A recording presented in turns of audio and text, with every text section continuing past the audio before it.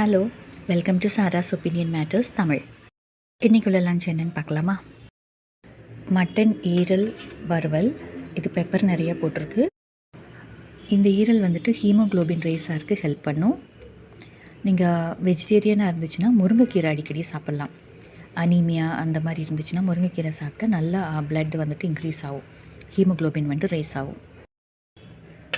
Mutton குழம்பு, நிறைய பூண்டு போட்ட ரசம்.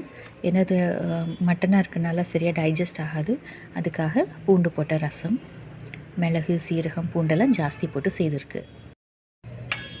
சோறு.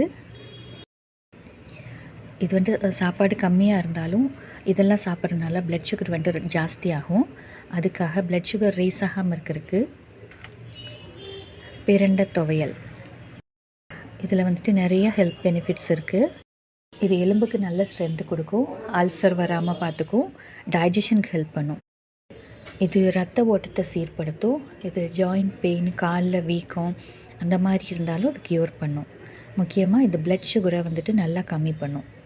இது அடிக்கடி ஃபுட்டில் எடுத்துக்கிறது ரொம்ப நல்லது. இந்த சேனலில் ஃபுட்டோட டிஸ்பிளே மட்டும் இல்லாமல் கூடவே ஹெல்த் டிப்ஸ் தரேன். உங்களுக்கு யூஸ்ஃபுல்லாக இருந்துச்சுன்னு ஃபீல் பண்ணிங்கன்னா சப்ஸ்கிரைப் பண்ணிவிட்டு பாருங்கள். அப்போ நான் நெக்ஸ்ட்டு போடுற வீடியோ உங்களுக்கு நோட்டிஃபை ஆகும். தேங்க்யூ. தேங்க்ஸ் ஃபார் வாட்சிங்.